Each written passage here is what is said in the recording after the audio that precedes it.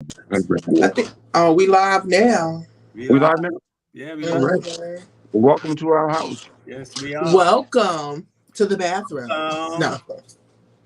So today's show, we're talking about segregation of America.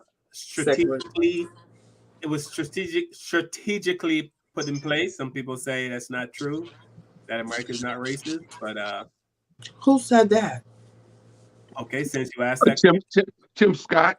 since you asked that question, Tiffany. The United States is not racist, and here's why. First of all, the United States has legally banned de jure segregation since 1954, and discrimination itself has been illegal since 1964. And pro-minority or pro-black affirmative action has been in effect since 1967.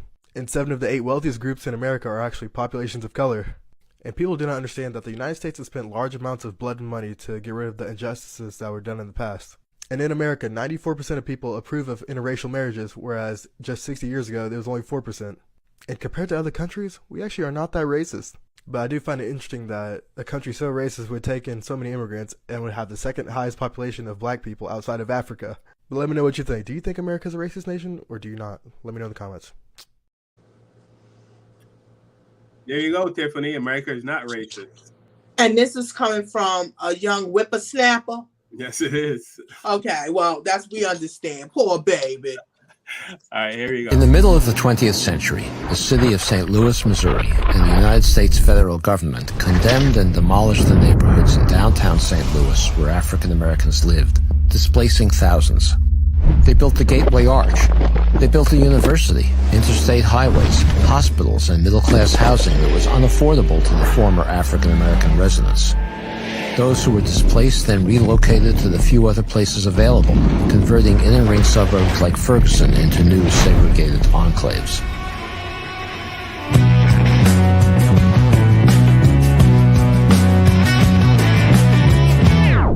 We have been led to believe that racial segregation in housing was de facto segregation, by accident or the result of private prejudices. Yes, private prejudice clearly contributed to segregation, but by itself it could not have segregated the country without the intention of the federal government to segregate neighborhoods throughout the nation.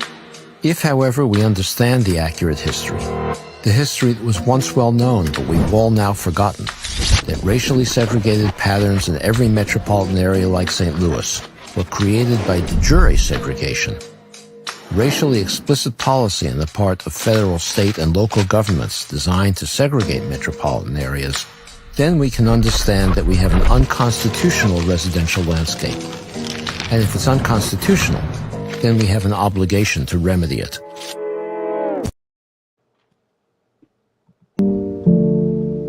While many de jure segregation policies aim to keep African Americans far from white residential areas, public officials also shifted African American populations away from downtown business districts so that white commuters, shoppers, and business elites would not be exposed to black people.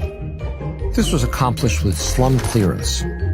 One slum clearance tool was the construction of the federal interstate highway system. In many cases, state and local governments, with federal acquiescence, designed interstate highway routes to destroy urban African American communities. In the 1950s, there was a white middle-class neighborhood in Los Angeles that wealthy African Americans began to move into. It was called Sugar Hill. The first thing that happened was that the neighborhood association got together and tried to buy out the African American families who were moving in, offering them more money than the African Americans had paid in order to get them out of the neighborhood.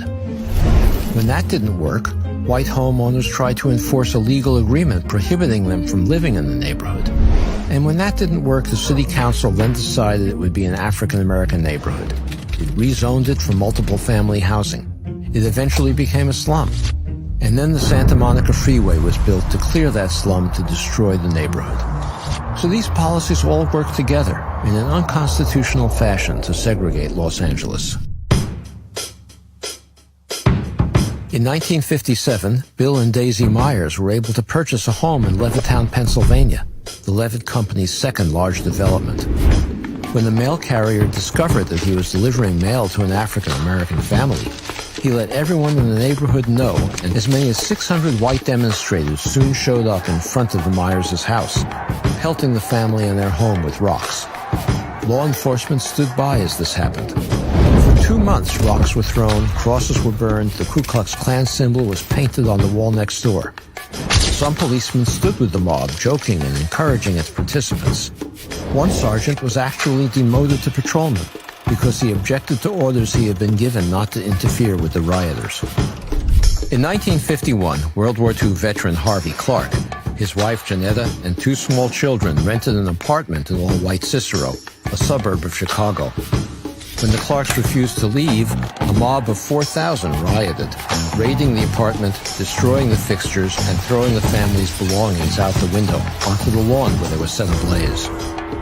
Time magazine reported that the police officers present, quote, acted like ushers politely handling the overflow of the football stadium, unquote. The only people that the grand jury indicted were Harvey Clark, his real estate agent, his NAACP attorney, and the white landlady who rented the apartment to him, as well as her attorney, on charges of inciting a riot and conspiring to lower property values. Stories like this were commonplace, and state-sponsored violence was a means, along with many others, by which all levels of government maintained segregation. Oh, say, can you see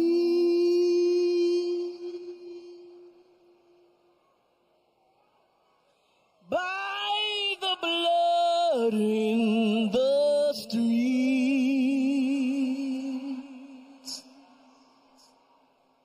that this place doesn't smile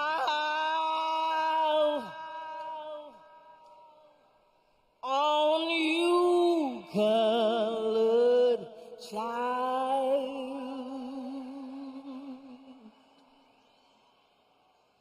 whose blood built this land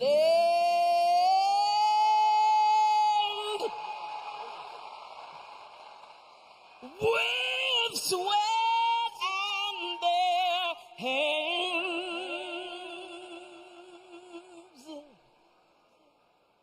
But you'll die in this place, and your memory erased. Oh, say, does this truth hold any weight?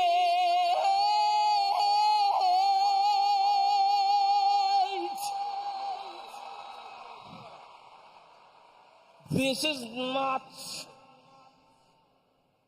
the land of the free,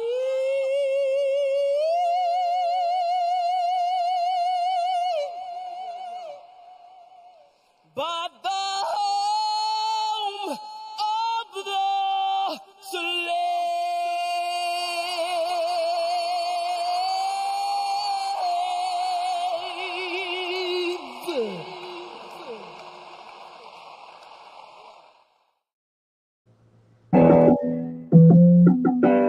With the knowledge you gain, break away from the chains.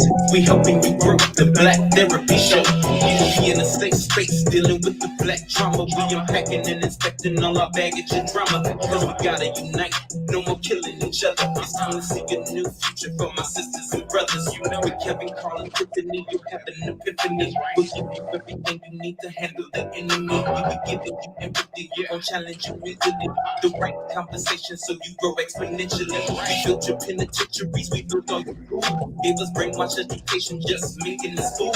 Hatred was what we got in exchange for love. No more manipulation from my God above. It's Carl, Kevin, and Tiffany. Welcome to the Black Therapy Show. Let's go. Yes, sir. What's going on? What's going on? We are not the land of the free, but the home of the slave. Okay, we do not own the rights to any of these content. It is our opinion. This is fair use, educational purposes only. Tell him, Tiff. So today on top, we're going to talk about how America was strategically designed to segregate. Who doesn't know that? Obviously been living under a rock. I wasn't born here, and I already know that. I didn't see it when I first came here, but through education, thanks to Kevin and Tiffany and such others like, I am now learning of the history of America. So, Kevin, I was talking to Tiffany earlier. We're not going to give this a lot of time, but I noticed a reoccurring comment especially on YouTube about our show, YouTube and other platforms, that we have a victim mentality. You know what I mean? And I see it all the time. Our good friend, once again, who says he's not watching the show, but obviously he is. But that's our number one hater. Hey, baby, we know you watching. What's up? What's up once again? What we do and say have a victim mentality. Are we not supposed to talk about stuff that's happened to people that look like us? And these people say the same thing to women who've been raped. If a woman got raped 10 years ago and she's still traumatized, you never get over rape. If she's talking about her rape today, would someone say to her, get over it? You have a victim mentality, move on. I don't like to see those people go to maybe on a network or show that has Jewish people talking about the Holocaust and tell them the same thing they tell us. You Which won't see they it. won't. You won't see it. You No, won't see. you won't see it. You No, won't you won't hear see it. it. You won't hear. And the persons or person who makes that comment on our show every week won't go on another show and tell white people to get over anything, or Jewish people to get over anything, or anything of that nature. And the disturbing thing is I think the brother is, to my knowledge, I think he's African American, right? I would assume. I don't know what his I'm not nationality is. sure. It was like a couple of people that made that statement. It's a variety of people. Yeah. Oh, the variety of people. Okay. We have Well, a lot, but we also have. But I see it all the time that we have a victim. I don't get that from what we do. We come up here every Sunday and we just talk about things that happen into the Black community, but we never complain. I don't see our show as a complaint. You know why you don't get it? Because there's nothing wrong with it. We're not doing anything but expressing ourselves and telling ourselves how we feel through our experience, through what is going on. I mean, I don't understand why is it such an issue with us expressing ourselves. This is stuff that's going on every day. And as Kev said, America give us enough ammunition for us to get all the information for us to talk about. And we So, talk about solutions too, Tiff. We try to come up with solutions on the show. We want ideas from people watching the show that may have solutions, or it's not just us. I mean, we're not sitting here acting like we're scholars and we know everything. We need people to join into the conversation that may have, some ideas or solutions, how to move forward under the circumstances that we live in the United States of America. And I don't think there's anybody that watches our show, especially people, that look like us, that haven't sometime somewhere in their life experienced racism.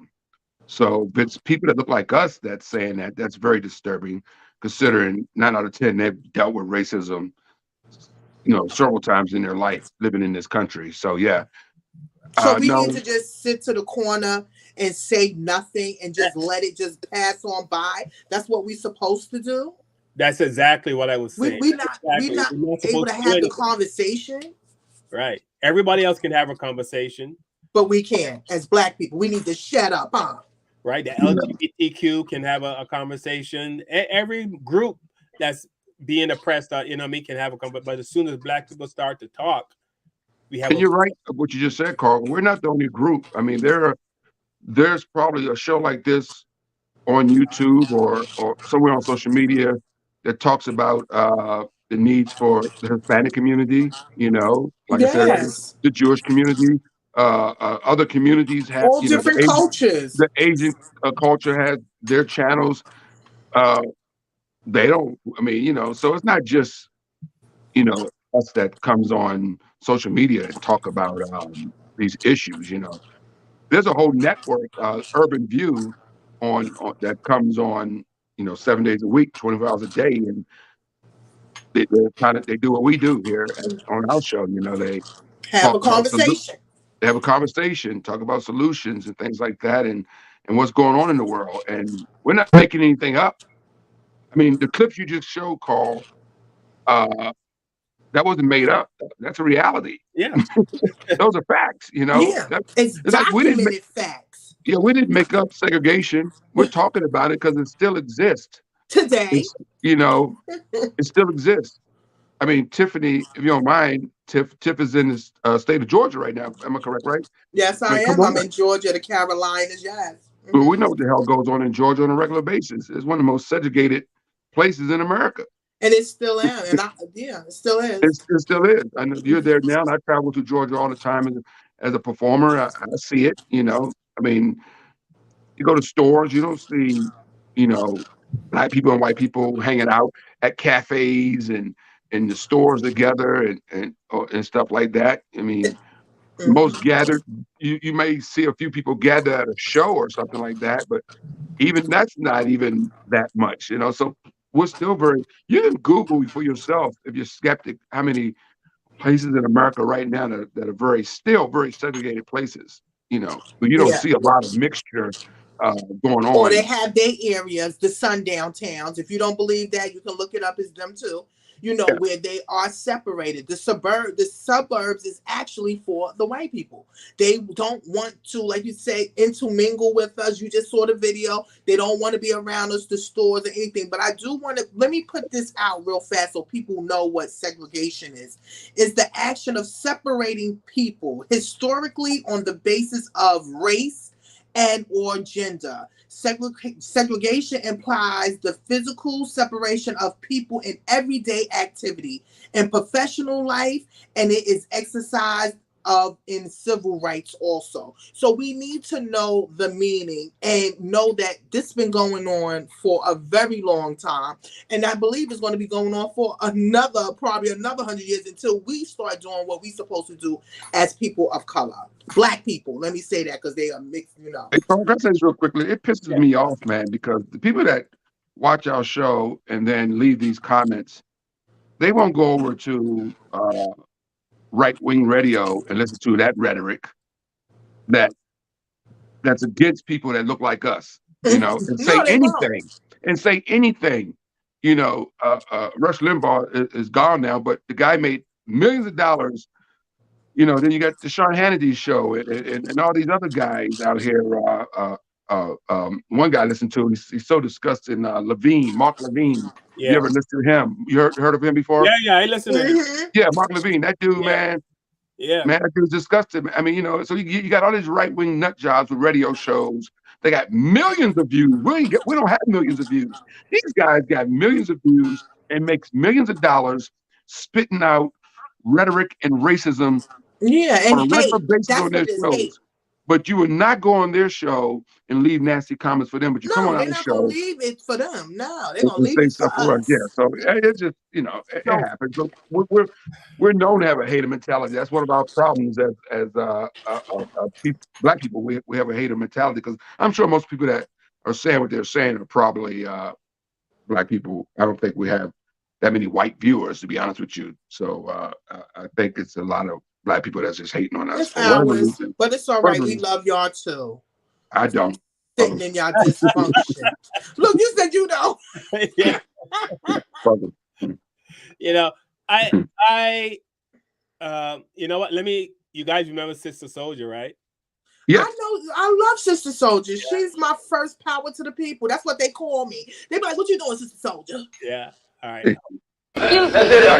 Senator Bradley of the all-white United States Senate said we can't get there unless we all go there together. Sorry. None of us are where he is. That's number one. Number two, you're making a moral appeal to a country that doesn't have a moral conscience. The question becomes that when white people feel serious and angry and upset about abortion, they come out in the thousands up to the millions to say, this is what we believe about abortion. Where is the white outcry against white racism that murders African people all around this entire globe? It doesn't exist. So who are these white good people? I want to meet them. I want to see them. I feel it's not enough. But that might be all we can get. No. And guess what? I don't work with all I can get. What I work with is what I have. Listen, you have to have some confidence in the power of African people amongst ourselves to establish a foundation. We have.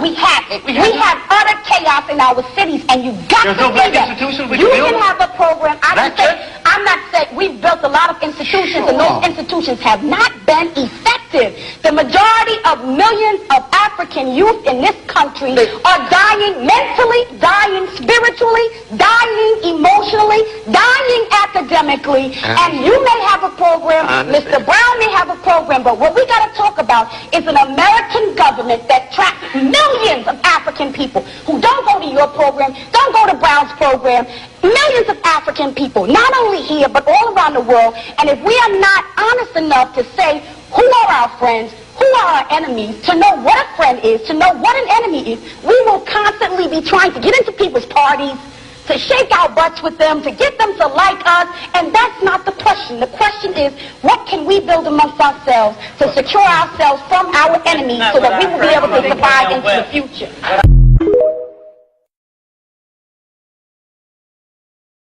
Shag.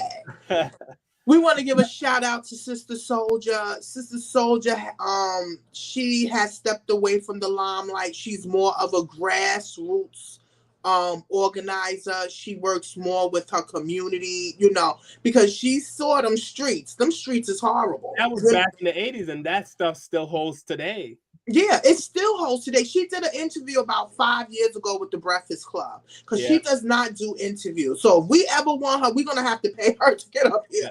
But she went through a lot, and you know who shut her down? The Clintons. Really? Wow. Yeah, the Clintons shut her down because the Clintons was going through something. All of this is all on the Breakfast Club. But she said the Clintons, what happened was the Clintons had a beef with Jesse Jackson. And during that time, she was cool with Jesse Jackson because they was doing a lot for the community. And she was really talking about, you see how she talks? She talked about that on many talk shows. And when she said black people was not trained to hurt white people, you didn't see no more of her on the West Coast. Like, they was like, no, we got to shut her down because she's too powerful. She talks to the people, and she talks the truth. And they don't want that. They don't want that. And I think that she would rather just work with the community than to work with the world. It's more of the community and whoever crosses her path. Because that's a dangerous job trying to help black people. Yeah. That's a dangerous job. Because it be your own trying to come for you, and then it be the whites trying to come for you. So you like, what am I going to do? So you got to just help who crosses your path.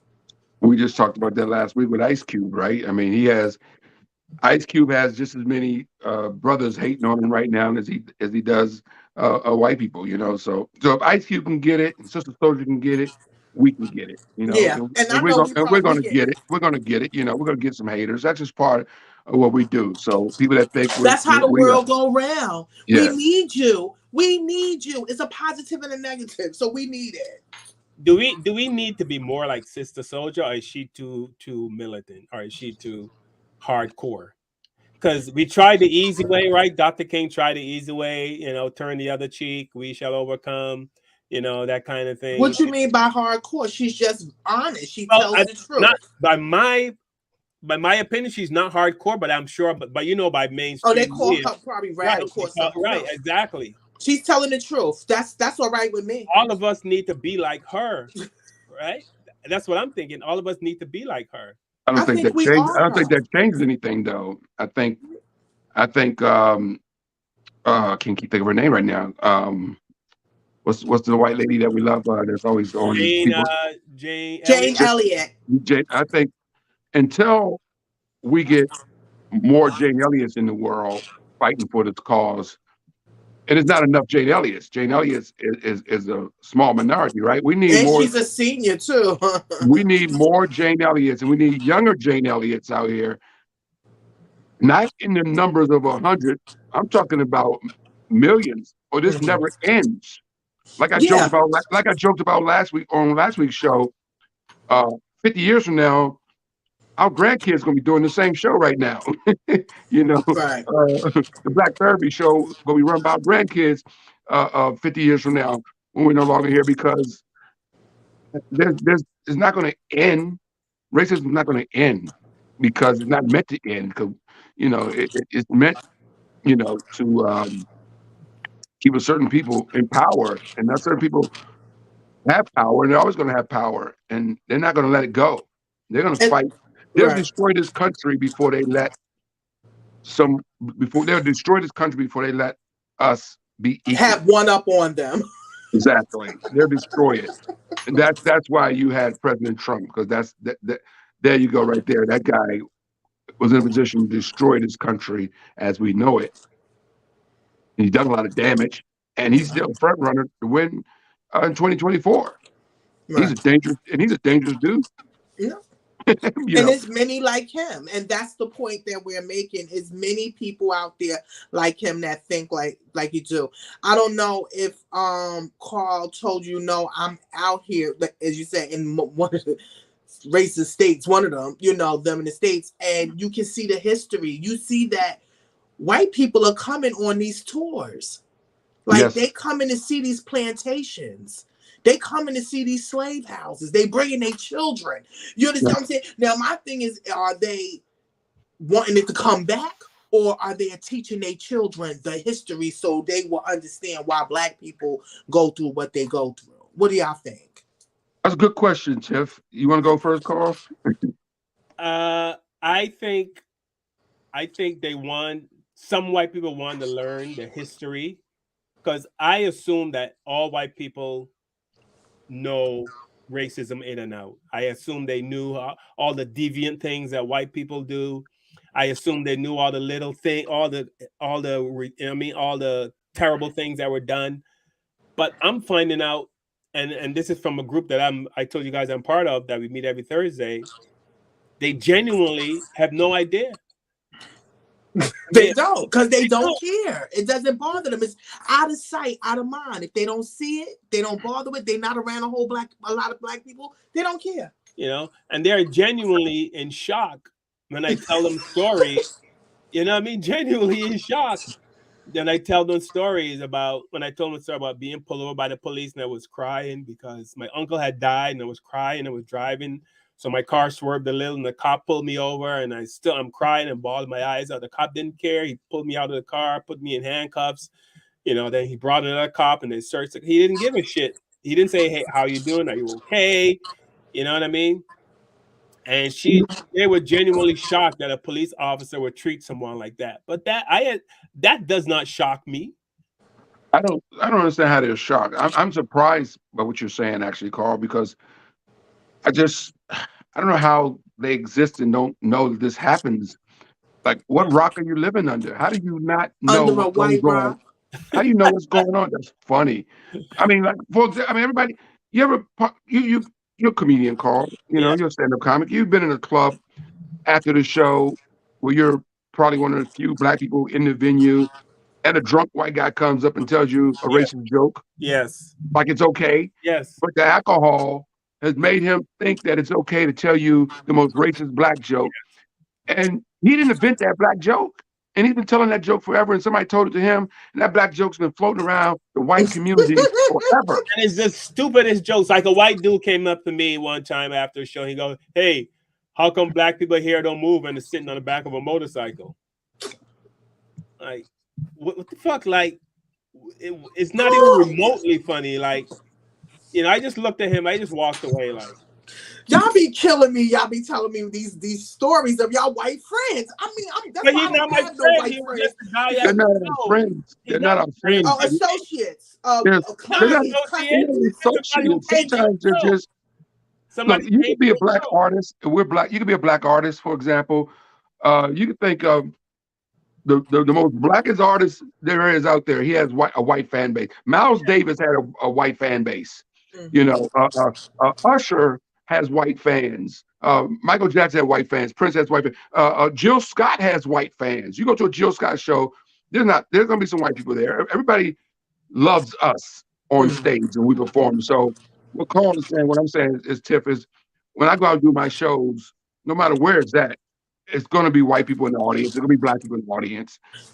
That's the America we live in, right? I mean, as many concerts I've gone to see, uh, everybody you can think of, entertainer-wise, from the Isley Brothers to everybody. I've seen everybody. There's never been a stadium or arena or a theater where I looked around and there was a black artist on stage and it was just all black people in the audience. No, So there's listen, I always get going it. to be them they're fans of what we do. They're fans of our music. So when we say a drunk guy comes up, that drunk white guy might walk up and tell us a racist joke, you know, that's who they are. I mean, that inside, he's gonna buy a ticket to see a black artist, but he's gonna remember that alcohol is gonna help him remember that racist joke he's been knowing since he was in high school when that joke went around. You know what I mean? And And and, he and he wanted to tells people try he's it. drunk now. And let me tell you this joke. You're a comedian. You might like this one. Dr. King. You know why he was shot? It's to be the most disgusting racist thing ever. And you go, did he just say that to me? And what are you supposed to do when you're in that position? You're supposed You to just walk away because he's stupid and yeah, ignorant. You just don't want walk. to lose your The best thing job. to do is walk away. Yeah. So I'm just saying they have this. When Carl's, that's why I don't understand how. I don't even believe what you just said, Carl. I mean, I believe what you're saying, No, but believe it. I Believe don't it. believe that white people don't know what's No, going I on believe it. in the world. I mean, I got the same thing with the George Floyd thing. People were like, "Oh, I didn't know police were doing this to black people." Like, really? Where were you when Rodney King happened? And all the other black people got shot in the back 8 times with no gun because the police thought his phone was his cell phone was a gun. And I Hmm. know white people's cell phones don't look like guns. And you know what else too, Kev? You got to remember too. Let's take it back 100, 200, 300 years when we was in slavery. We were entertainers for them. Do you know that? Everything that you do, I do, we entertain them. It's That's funny why you they say that. support us. That They reminds me of entertain us. remember the movie Roots? Remember the movie Roots? Everybody seen Roots before? Yeah. Fiddler. Yeah, Remember Fiddler? Fiddler. he was an entertainer. Paid by Louis Gossett Jr. played the character Fiddler in the movie Roots. You're right. He was an And, entertainer. and also, I just did this. The like I told you where I'm at. I'm doing a lot of history. They Yeah. are known. The man said, when you come to a plantation, we are waiting for the Negroes, the niggas to come out and perform. That's what we want. They be outside performing in front of the door. They look for that. This is what they are. So this is probably why they support concerts, because they love y'all black asses running up and down and performing, showing all y'all art. Well, I mean, it's kind of like the NFL, right? They love the NFL players, but if one of those NFL players tried to date their sister, Step out of place. yes, absolutely. You gotta go. I had a white friend. This was actually a friend, a guy I work with. Well, friend, I mean, that's debatable because he said, and we weren't even talking about his family. We were talking about relationships, and he said, Carl, I love you like a brother, but if you and my sister went out, I wouldn't be happy about it. He said that. He said, yeah. Wow. Yeah. I want to pass out. Yeah. He just let me know. He said, I can love you like a brother, but I would not be happy if you dated my sister.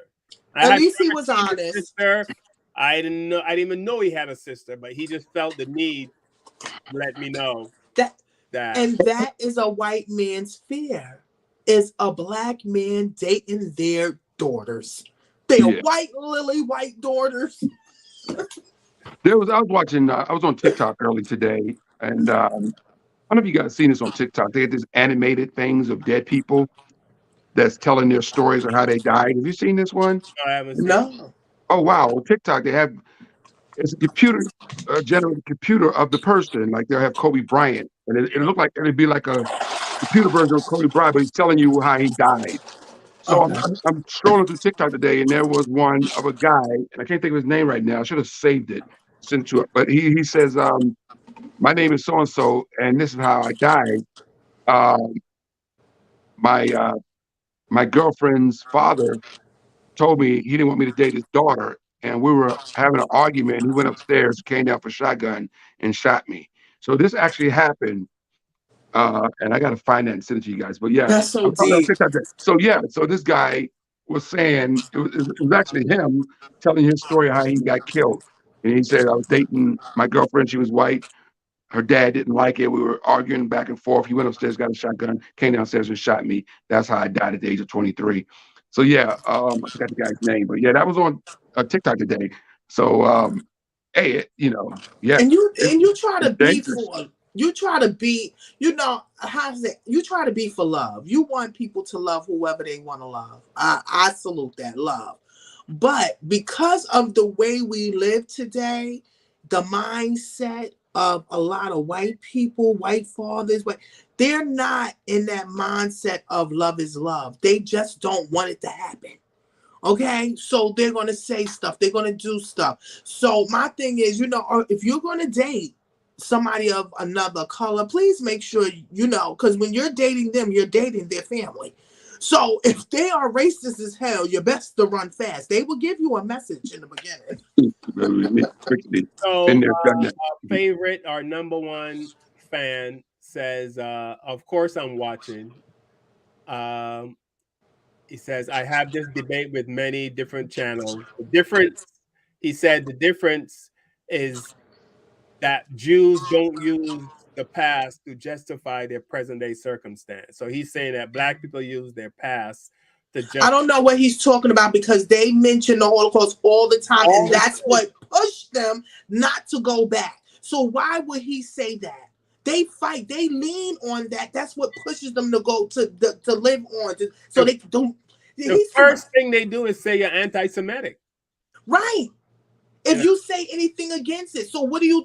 I really don't understand what this he's is talking exactly about. what we're talking about. Everybody, I mean, when Black people speak, they try to shut us down. We're not supposed. But like you said, Tiffany, what are we supposed to do? What are we supposed to do? Just sit back and not say anything and just let it go by. It's, like I said, it's time for the conversation. It's been time for the conversation for us to start talking about it, and I'm glad that we're talking about it, regardless to him. Talked about it in the 80s. It was talked about in the 70s, 60s, 50s. Different eras. Here we are. The same thing. The same thing, Ice Cube is saying on social media that he's being blackballed because he came up with this contract for America. And once he did that, some of his projects that he had going on in Hollywood got booted. And Ice Cube, as we know, is a very successful movie director and actor and entertainer and producer. And he has the big three. His projects have been booted into smithereens now because he came out with this contract for Black America, and he's taking it on the chin for it. Yeah, he knew that was going to happen. Why don't the reason I'm bringing it up, guys, is because I'm just thinking, if you took the most, I don't know who it would be, the most powerful Jewish guy in this country, and he went on CNN or Fox News and say, I got a contract for Jewish America, he would not get blackballed for whatever business he does. He wouldn't get blackballed like Ice Cube is. So we could not, anytime somebody talks about wanting to help its community, and Ice Cube's not a victim. Ice Cube's not a victim, he's not a victim. He's actually a good guy. I mean, yeah. So people, so is he a victim because he had a contract for Black America? Is he a victim? I mean, so every time somebody does something to want to move us forward out of the nonsense that we've been dealing with for 400 years, we get called, oh, you're victims, you're race baiters. How many times Jesse Jackson... You're trying to start stuff. You're trying to revel up stuff.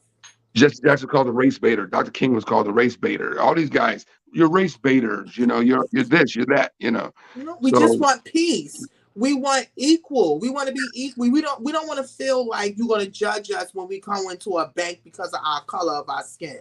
We don't want you to judge us for us when we want to get an apartment, or we want to get a house, but you want to judge us because of color of our skin. We don't want that. We want our educational system to be just like the white system. Good books, good schools, good equipment. We want all that stuff. And what's wrong with that? There should be nothing wrong. If you can get it, why we can't get it? Maybe we should all have this guy's attitude. I don't give a fuck about the Chinese man. I don't give a fuck about the so-called Jew. because we are the original Jews. I don't care about the European fake yarmulke wearing who thinks he's a Jew. I don't care about the Chinese man. I don't care about the Japanese man. I don't care about the Indian man, the Russian, none of them motherfuckers. I care about black man, black woman. Black woman. That's it, man. I'm not concerned. So my overall question is, but our people suffer from that?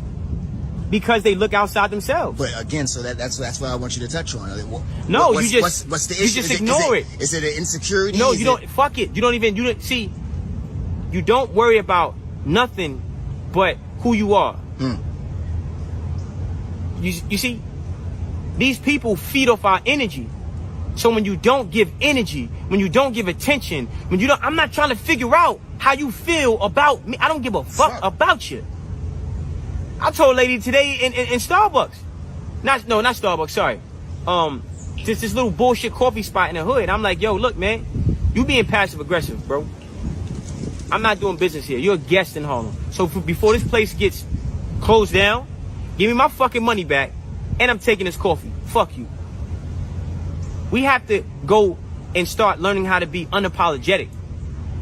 Stop loving the white man so goddamn much. You love everybody else, and that solves the problem.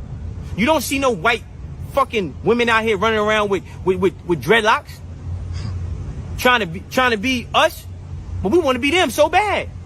You want to perm your hair this, you want to do all that, bleach this and keratin, whatever that shit is. I want to be blacker. Yeah, they got bleach soap. Make me a soap that made me look blacker. I want to look blacker. Wesley Snipes, dog. Yeah, I want to be blacker. If I could be blacker, I'm black now. But I want to be blacker than this. Make me black. See, I'm not brainwashed. I love myself. When I look in the mirror and I see this nose and this, I love it. I love me. When I see a black woman, a chocolate sister, blacker than a panther, I love it. Yeah. Chocolate, melanin, glowing. I know I'm seeing a goddess. I know I'm seeing a supreme being. Your skin is not your skin is a badge of honor. Your skin is tangible proof that God exists. You're not going to teach me to hate myself. You're not going to teach me to make look, we in the desert and I'm a bottle of water, but you going to make me think I'm a cup of bleach? You fucking crazy? Black people have to stop giving a fuck about anybody else but themselves. Yeah.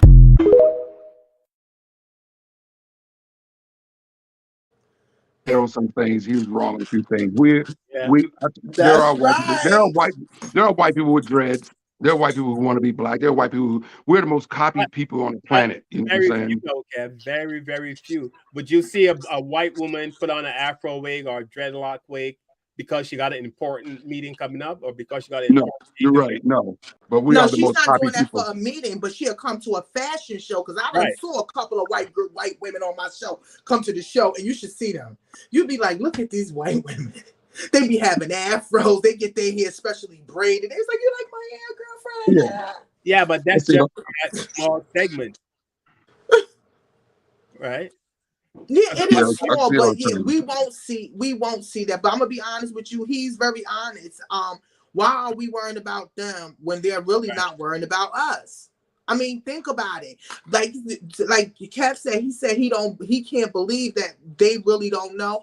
Really, some of them don't know. We was doing a ceremony today on the water. At least 4 white people came up to me and was like, "What is this? A wedding? Oh, y'all getting married? Somebody's getting married?" And I was like, "No, this is a salute to the ancestors, the slaves." She was like, "Oh, that's great. That's great."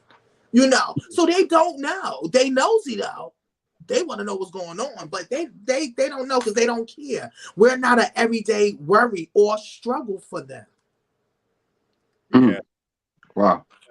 That brother, I mean, like him and Sister Soldier, like I said, like they would be considered aggressive, but I don't see aggression. I see passion.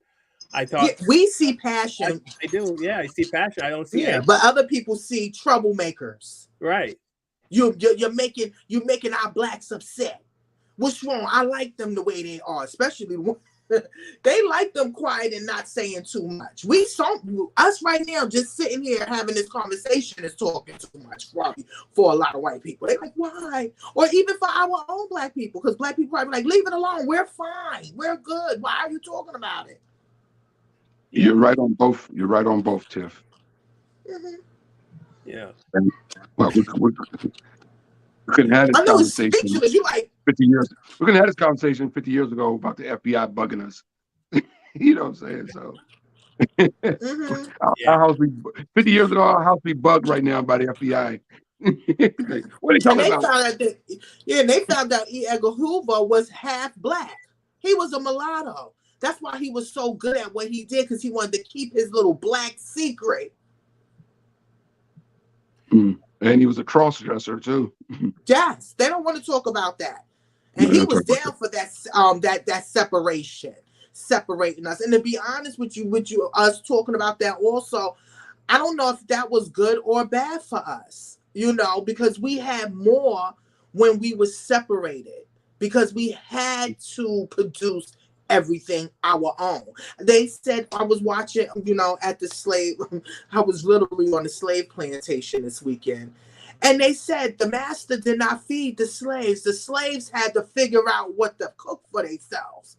So that's why on the side of their slave cabins, they had the fruits, the vegetables and stuff they were growing themselves. They had to go out there and hunt on their own, because master wasn't cooking, giving them no food. They had to produce their own food. That also led to some of the bad diet that we have. Some of the soul food, the chitlins and all the pork chops, all the stuff that, all that stuff that got into our... Yeah, because we got all the bad meat. Yeah, why all they the get stuff all got into our... Yeah, so we made it taste good. We have a choice. Yeah, we made it work. And that's another reason why they're upset, is because we still survive. We're resilient. We keep going and going and coming and coming. They can't take it. Tip, you sound like a victim. Okay.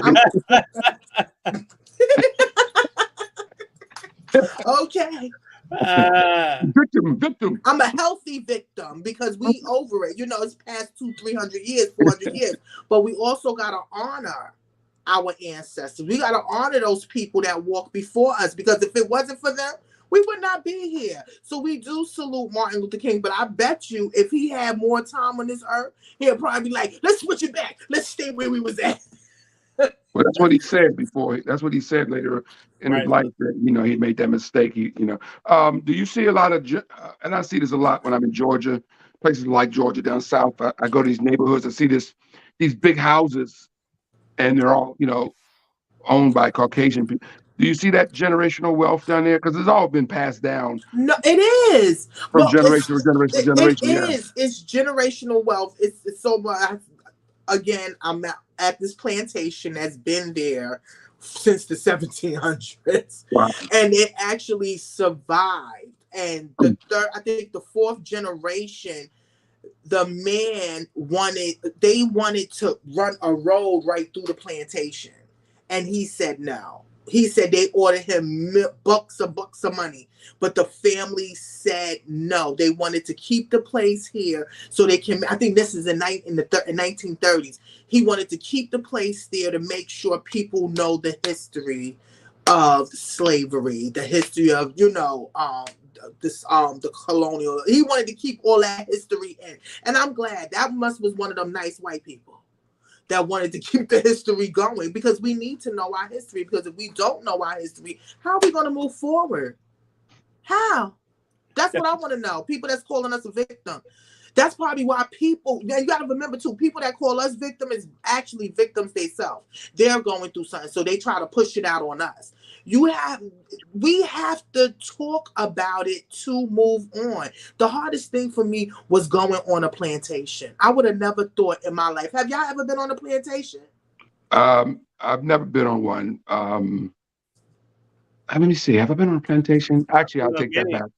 I have been on a plantation before. Yes, I have. The experience for me, just to see the big White House and to see the slave quarters, that was a lot for me.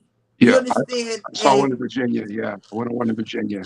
Yeah, so yeah, it's a lot. It is a lot when you see it and you realize how many. I mean, hundreds of years ago, those black people. See, you're on that plantation. You're free to leave.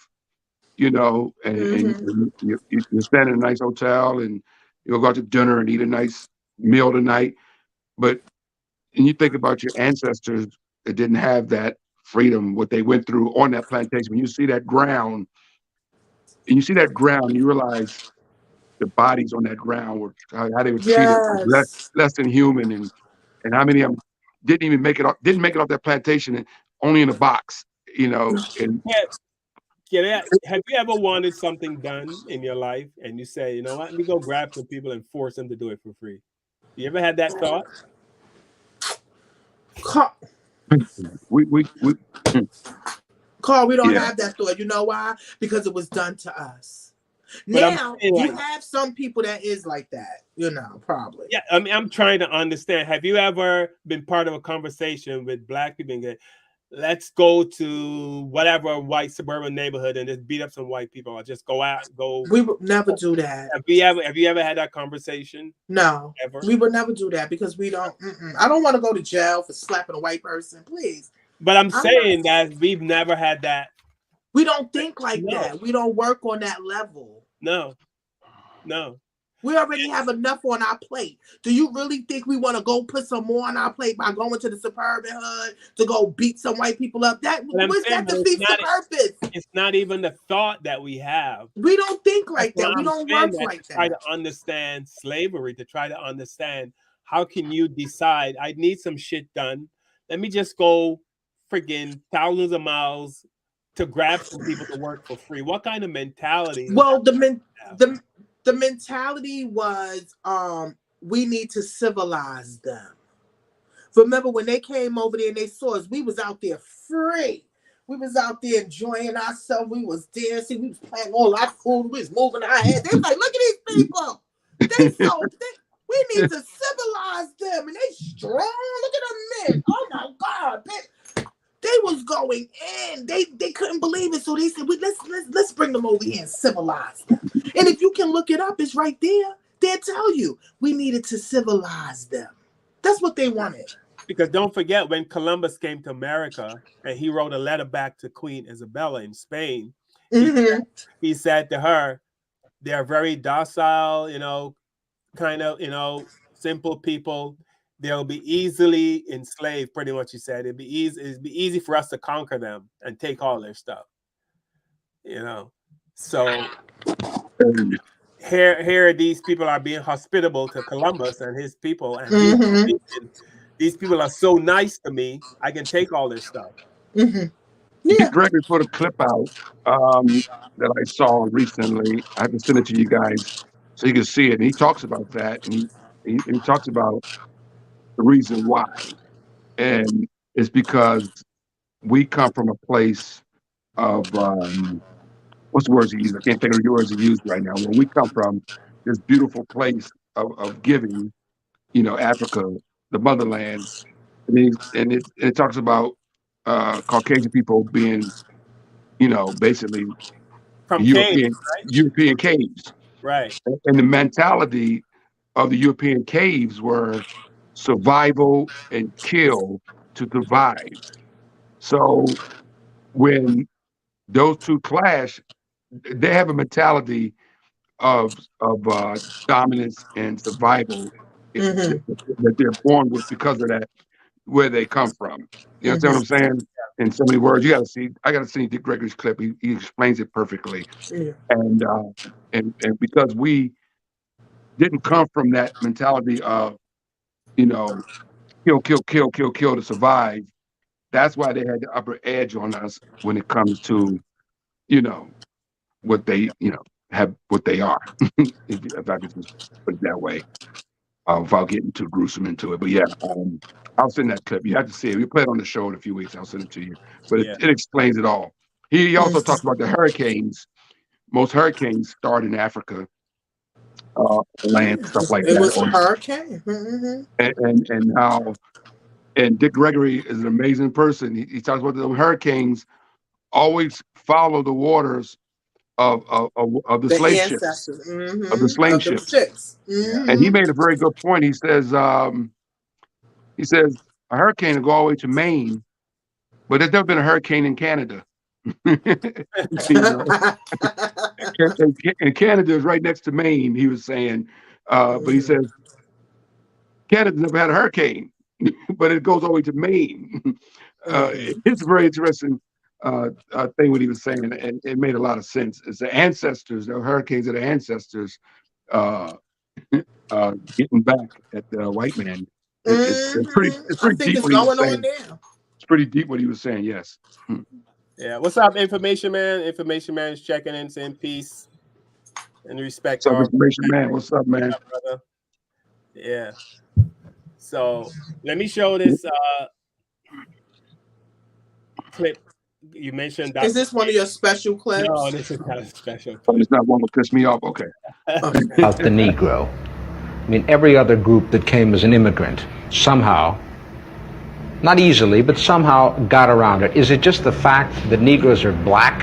White America must see that no other ethnic group has been a slave on American soil. That is one thing that other immigrant groups haven't had to face. The other thing is that the color became a stigma. American society made the Negro's color a stigma. America freed the slaves in 1863 through the Emancipation Proclamation of Abraham Lincoln, but gave the slaves no land or nothing in reality, and as a matter of fact, to get started on. At the same time, America was giving away millions of acres of land in the West and the Midwest, which meant that there was a willingness to give the white peasants from Europe an economic base. And yet it refused to give its black peasants from Africa, who came here involuntarily in chains and had worked free for 244 years, any kind of economic base. And so emancipation for the Negro was really freedom to hunger. It was freedom to the winds and rains of heaven. It was freedom without food to eat or land to cultivate, and therefore it was freedom and famine at the same time. And when white Americans tell the Negro to lift himself by his own bootstraps, they don't look over the legacy of slavery and segregation. I believe we ought to do all we can and seek to lift ourselves by our own bootstraps, but it's a cruel jest to say to a bootless man that he ought to lift himself by his own bootstraps. And many Negroes, by the thousands and millions, have been left bootless as a result of all of these years of oppression and as a result of a society that deliberately made his color a stigma and something worthless and degrading. Wow. Thank you, Carl, for playing that. That's one of my favorite clips of Dr. King. Yeah. I've seen it 100 times. I've watched it 100 times. I love where he's coming from on that. His demeanor, the way he breaks it down, man. I love that clip. And there's probably a lot of people watch our show that haven't seen it. So thanks for showing that, man. Yeah, and it's so deep because, again, being down here, a lot of the slaves, after they freed the slaves. Let me ask somebody a question that's watching the show. Mm-hmm. Are there any other groups that have a victim mentality other than black people? And that person knows who I'm talking about.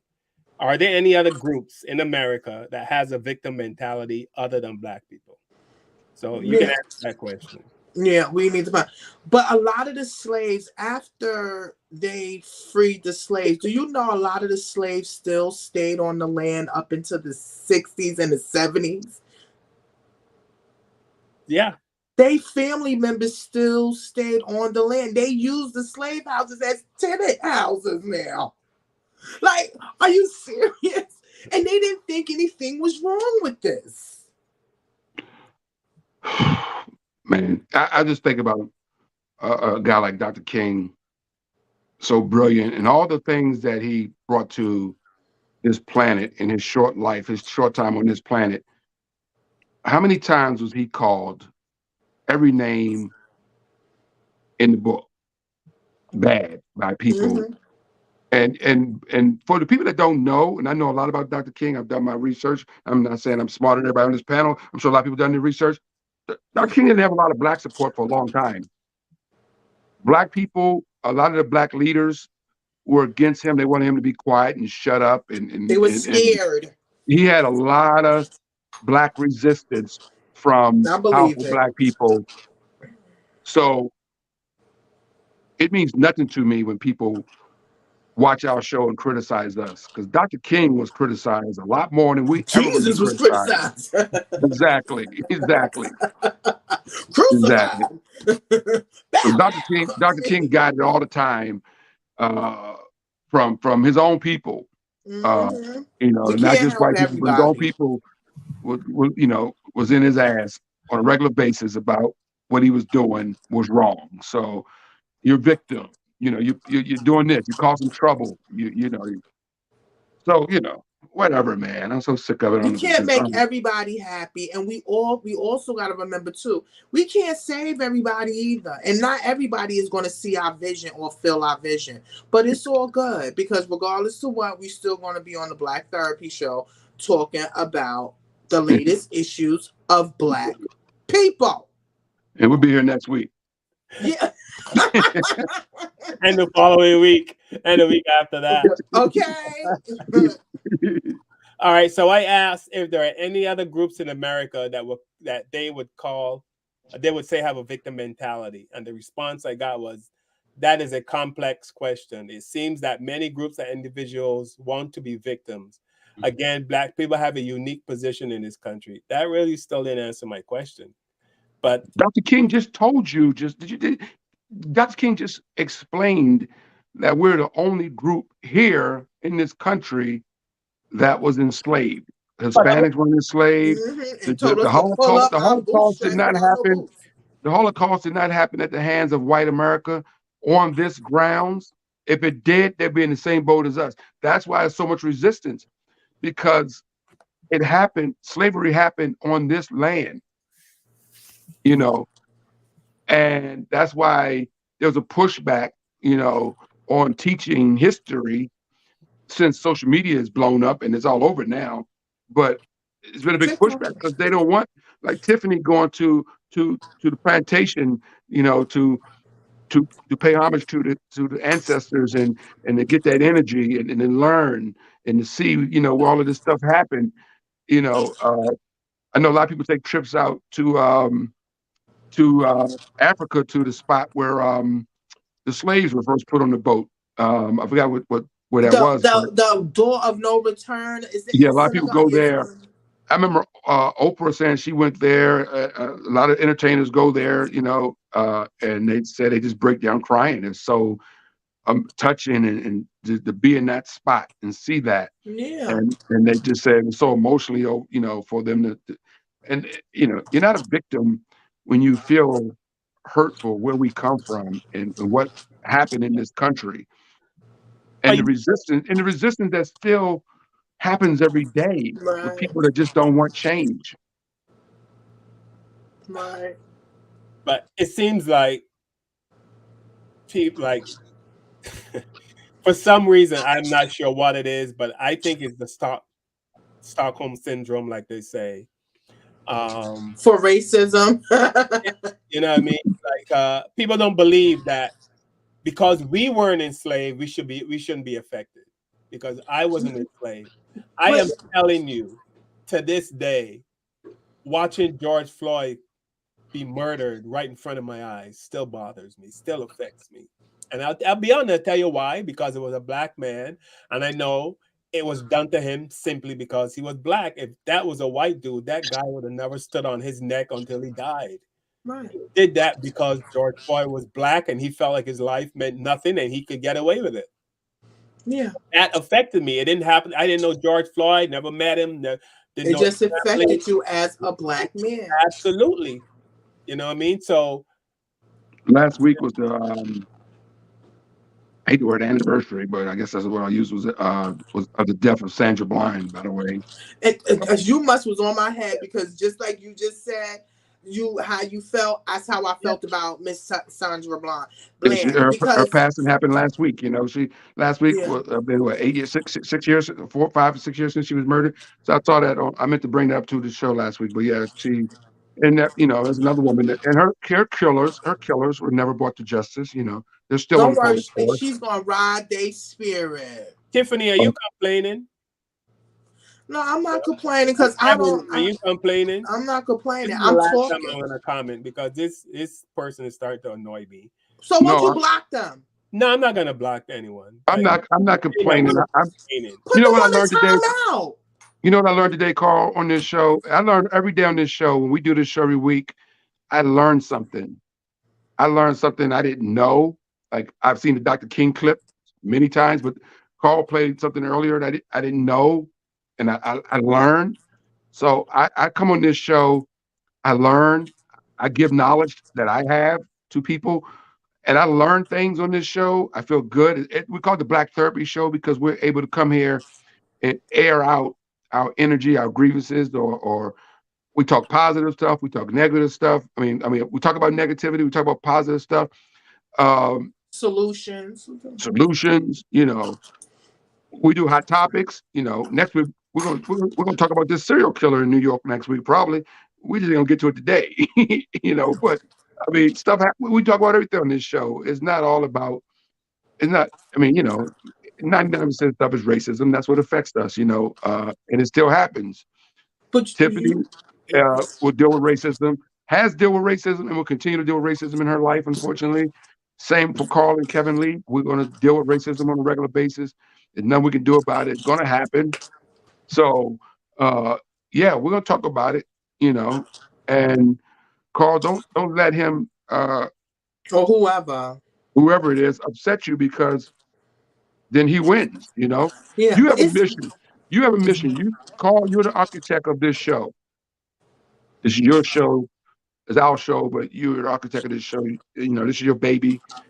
We're glad to be a part of your baby, but this is your baby, and you're here for a purpose, man. This is your purpose. This is your calling. You're doing what you're sent here to do, brother. I ain't worried. I'm not worried. Call your mic. Your mic. Call your mic is muted, bro. It's too many platforms for for people to go. If you don't like our content and you feel like it's too much or we're playing victim, it's so many different other contents out there, or content creators or podcasts that you can connect with. So that's for anyone. We want to just be able to touch people that whatever we talk about clicks with you. Like Kevin talk about learning. Like I learned when I pull these videos about. I mean, but the black family moving into California neighborhood and the white people so upset. Yeah, I learned something about it. I know about that. Pay more money for that. We so don't want to live around black people. We so hate these people. Yeah. Right. We will triple pay you for what your house is worth. Just not to have you in here, so we have to look at you. Now, let's think about that, right? You think that stops there? You don't think those white people work somewhere where there's black people employed? What do you think they're going to do? How do you think they're going to deal with black people on the job? What if that person's in HR, or they're a CEO, or they have somehow in charge of making sure black people get a raise or don't get a raise? You think it stops just in that neighborhood? No, it goes on to, like you said, their jobs. Absolutely. So we're not supposed to talk about this stuff. You're saying that we're complaining. You know what I have to say to that person? Fuck you. That's all I have to say.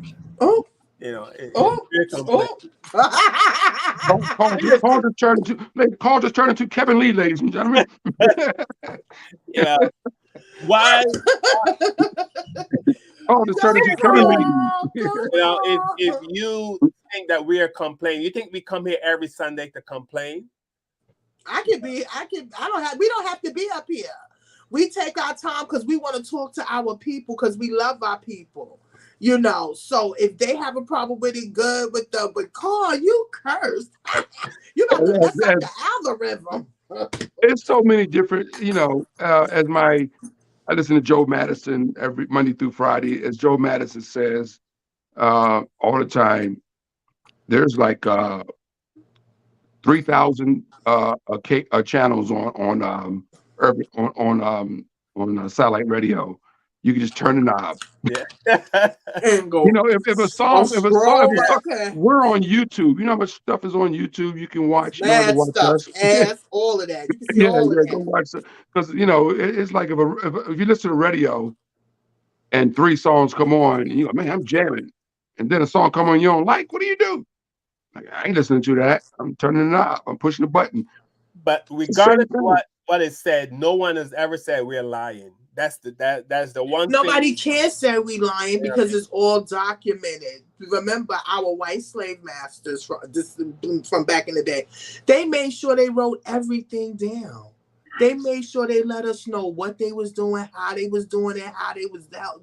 They let us know. So we don't have to lie. You can just look it up. You can look it up, Google it. Did anybody tell all those women that came out against Bill Cosby to shut up and sit down? No, I mean, we don't want to hear you whining. That was 40 years ago. Yeah, and it was almost 30 white women that came out. I can't believe that, y'all. I'm sorry. So he must be a habitual Mickey dropper. Nobody, for some reason, black people, we're not supposed to say anything. We're just supposed to sit quietly and wait for stuff to happen. And wait for stuff to happen. Be a good nigga and shut up. Don't say nothing. That's right. As Tiffany so elegantly put it, be a good nigga.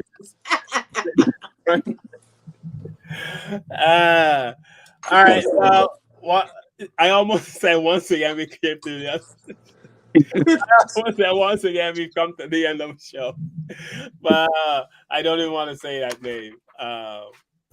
So we've come to the end of another show, folks. Please like, share, subscribe. Please hit the notification bell so you can come see us complain next Sunday for another hour.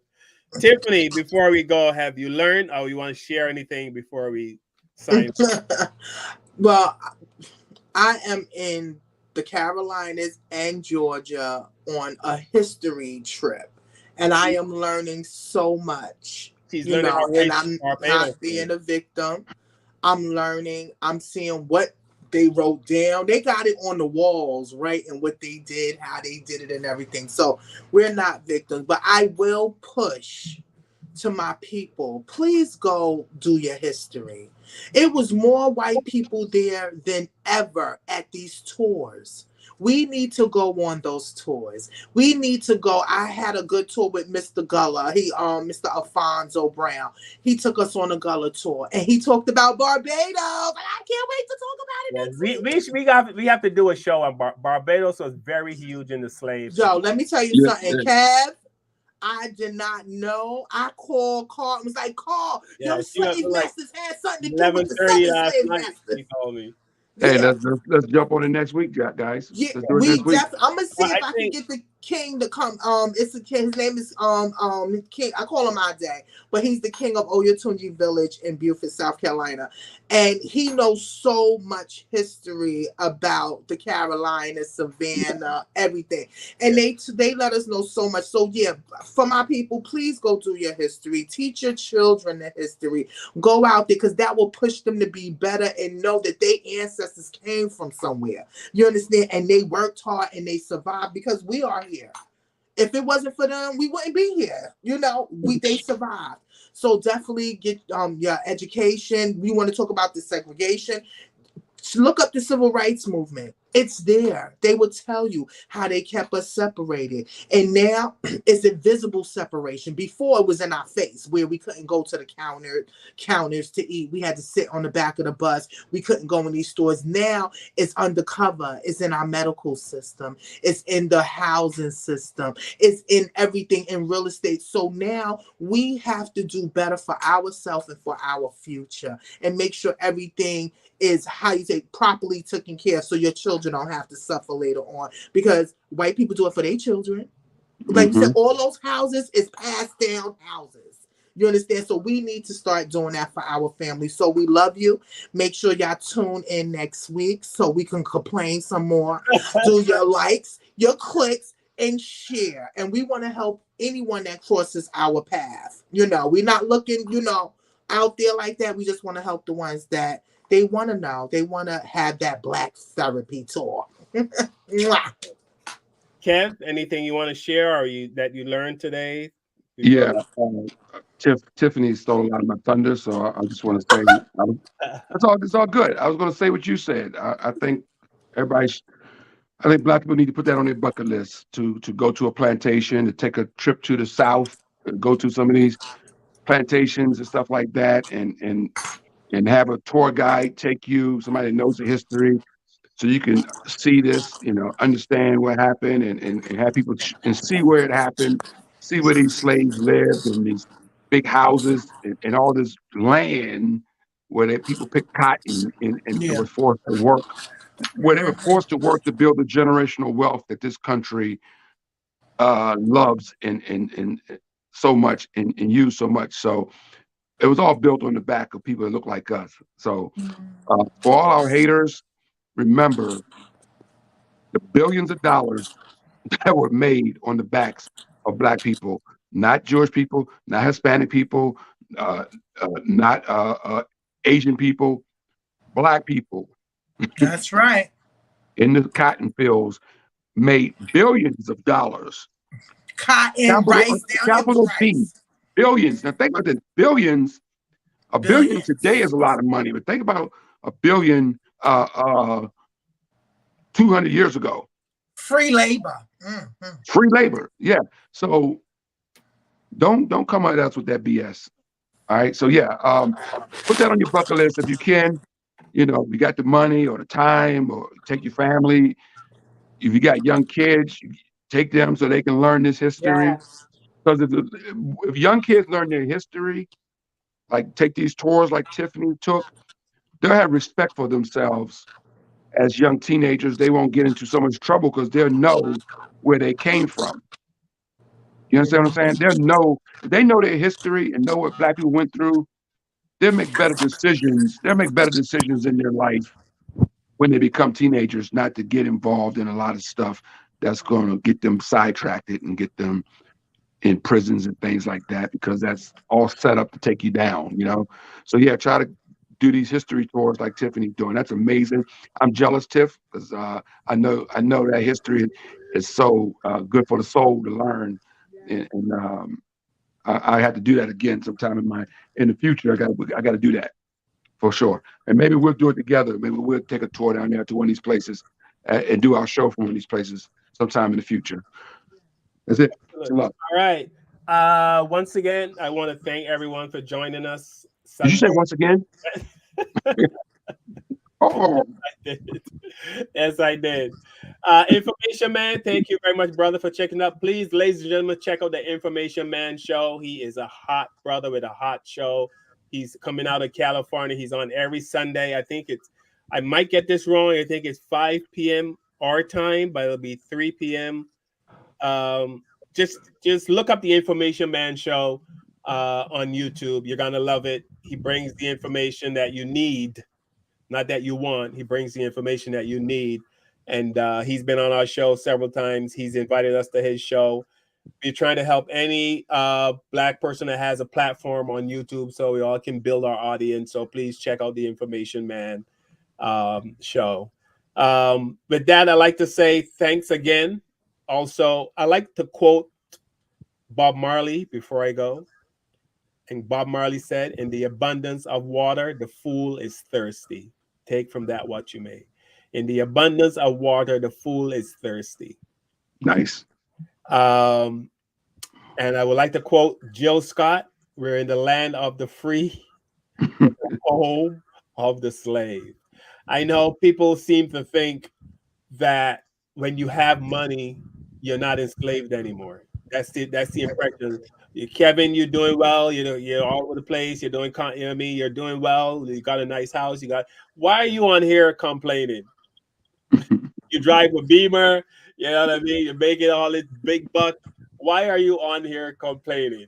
You know what I mean? That's the mentality. People want to, why you don't if one Black person is doing well, just take your money, sit down, and shut up. Like that lady said to LeBron James, shut up and dribble.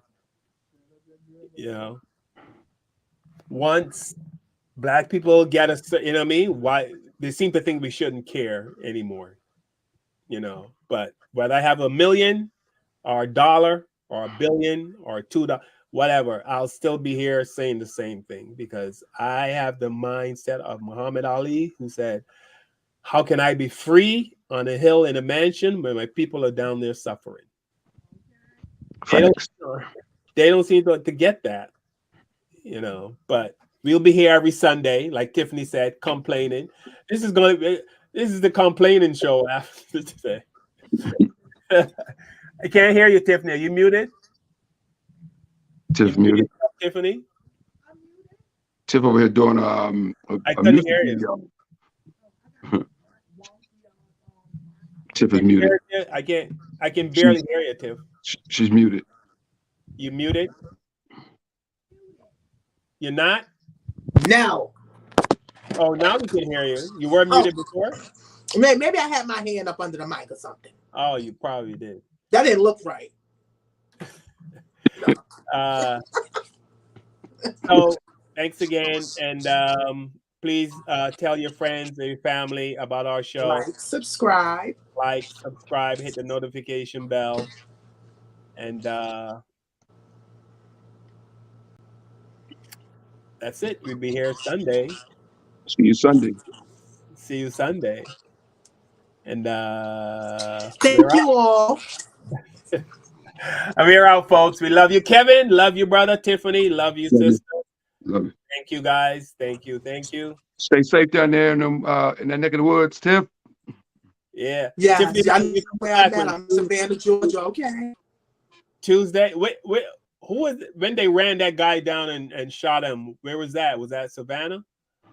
Remember that guy? What are you talking about?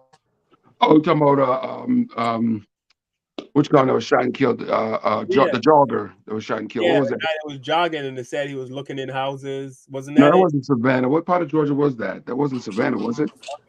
Oh, I don't know. I know over here where that young in that church, those people in the church. Ahmaud Arbery was shot. I was in Auburn, yeah. That was in Savannah, Georgia. Says a South Georgia. I just pulled it up just now. They didn't say what town it was.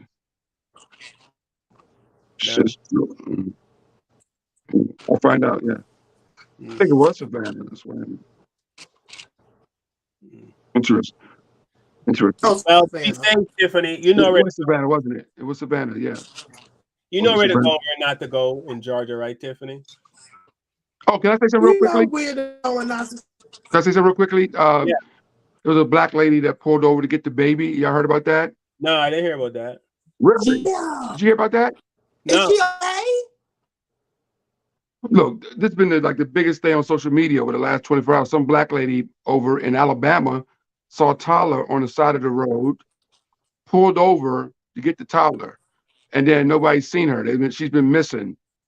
So she's been missing for like 24 hours. And she called her family on cell phone and said, I see a toddler on the side of the road. I'm pulling over. She pulled over. Nobody's seen her since. Wow. So they found her alive. Now it's coming out. It's a black woman, by the way. And that's coming out. They think she lied about the whole thing. Really? Yeah. Oh, no. They think that they took her to a mental hospital. That's why. They think that she lied about the baby being on the side of the road, because everybody was super concerned about this. Yeah. I was bringing it up on the show earlier as one of our topics to talk about until I saw that they found her. Yeah, they did find her, and let me get information. So yeah, that's crazy. Everybody thought she was kidnapped. Like we were like, watch the kidnapping black women in Alabama now. That was the whole thing on social media for the last 15 hours. Kind of find out this woman is alive, and apparently she fibbed about the baby thing. So yeah. Tiffany, you wanted to shout out a chef in Georgia? Oh, the two chefs of the Gullah Geechee cuisine. They're located in Savannah, Georgia, and they are awesome. I went over there today. The food was amazing. The fish is amazing. The macaroni cheese. So if anybody's out here in Savannah, make sure you check out the two chefs. It's a husband and wife duo, black-owned business. That's how I do it up in here. And check them out. The fish, the food, the soul food, the Gullah Geechee food is amazing. All right. And with that, folks, we'll see you guys next Sunday, 7 p.m. as always. Peace and love.